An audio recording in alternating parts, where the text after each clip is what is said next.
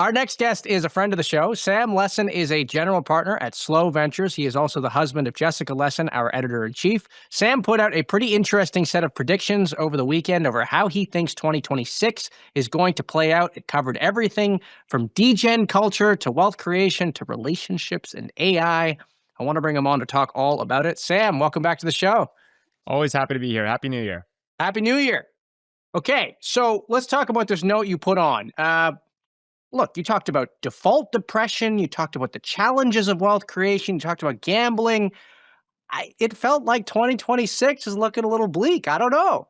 I was flying home for vacation, and I was trying to think about what this year is going to be like and what really matters thematically in business and culture and society. And look, I think here's the interesting thing. We live in a world ruled by narratives, especially now, especially given how they travel on the internet. And there's a lot of things going on which may or may not actually fully be true yet or really ever, but people believe them. And the fact that they believe them then drives their behavior, right? And so I think, a really good example of that is this narrative that AI is going to replace all the white collar jobs, right?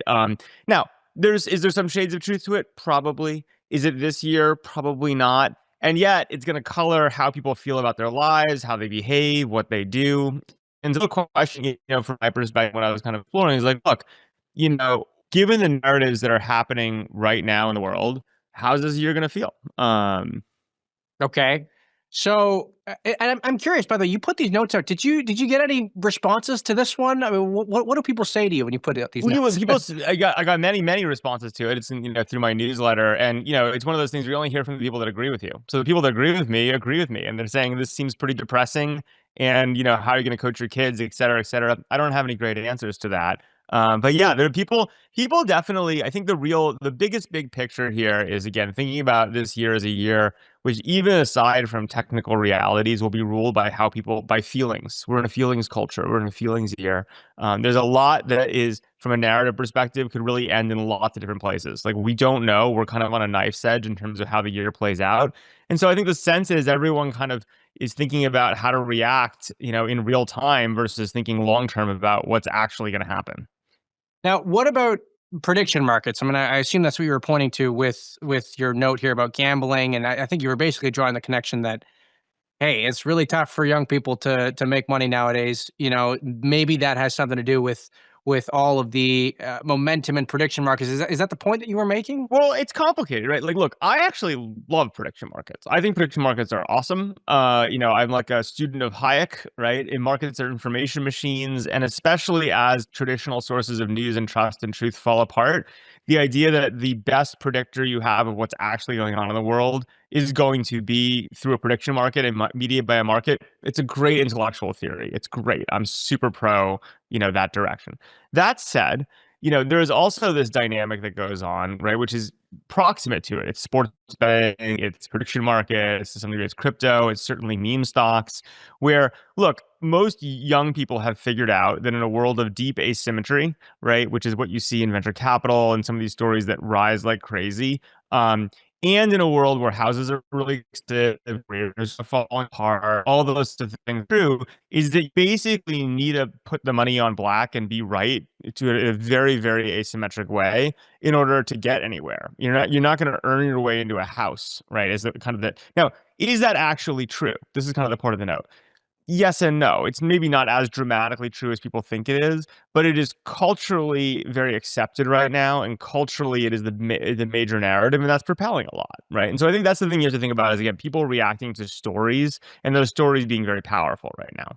What do you think about this notion where we've done some reporting on insider trading and the possibility of it happening on these prediction markets? I mean, I think some people who are very bullish on these companies sort of being a little less regulated will say, well, this is, it's how we get more accurate information out, is by trading on it. I mean, that seems like it's a slippery slope. What do you make of that argument? So look, it's an interesting thing. From a pure perspective, right, philosophical perspective, in some ways, the fact that information of these markets pump and kind of promote what's effectively inside information is, as you said, that's literally the point, right? Like, the point of an information machine is that everyone's incentivized, right, to contribute their best information in order to profit off of it. Now, that doesn't jive very well with the concept of inside information, right? These are like almost philosophically incompatible systems. How are we going to resolve that as a society? I think that's TBD in a lot of ways. Like the question is who punishes who, what are the risks and rewards? But people are ultimately ruled by incentives, right? And I do think it's one of those things where when people who are pro prediction markets say, but insider trading, reality is they're just incompatible systems and we have to resolve how we feel about them as a society. Now, you talked a little bit about trust in content in your note, and you touched on it here as well. You obviously have the creator fund at Slow. How are you guys thinking about the creator economy this year, and what sorts of trends you're watching, and what predictions you have? Yeah, so look, I mean, in the creator economy, I think it's basically a continuation of last year. And what do we see? One, look, we all understand, and again, this is a narrative, but it's also true, right? That the institutional trust has the benefit of being true, which is institutional trust is extremely low, right? And so what does that mean? That means people trust individuals, they trust characters effectively. And why? Because they have incentive to not cheat. Like there's a whole bunch of reasons why trusting an individual versus a squirrely institution makes sense. Then there's a question of what institutions do you trust? And this is where it gets a little spicy because I would argue that we're moving out even from a world of mass market creators to niche local creators and community creators that are like kind of the god of blank or whatever domain you're really excited about. So this is like my big prediction for the creator economy this year that I think relates to this question of trust and how people kind of who relate to each other is a lot of the mass market creators who are kind of known by everyone. They're famous, but they're not really deeply industry or expert domains in any one thing. They're not deeply trusted by a single community, become less relevant. Reach becomes less relevant. Algorithmic hacking becomes less relevant. And what becomes more relevant is deep authenticity and community leadership in a specific vertical. So kind of more cult leaders, less MrBeast.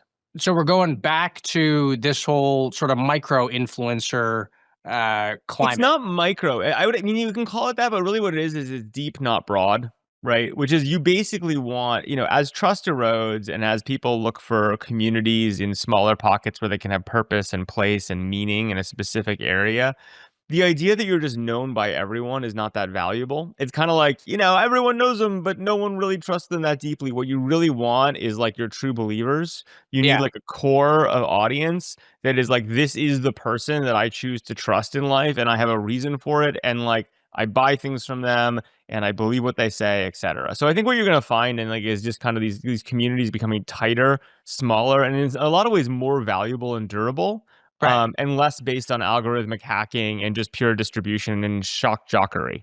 But I just want to understand this point here. I mean, when I think of that micro influencer movement, I think of the people who have 30,000 followers on Instagram being the more reliable source of truth because they know who their audience is. Why is this different from that? Well, I'd say it's probably a little bigger than 30,000, but I basically say like, well, in a lot of cases, like that's pretty small.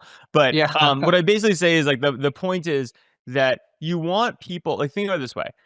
You have your best friend in the world, right? You trust your best friend, right? For a whole bunch of reasons. You kind of share values with them, you share interests with them. If they lie to you, you're going to go over them and smack them on the head, right? If that makes sense. Like there's like a relationship there that's durable in a lot of ways.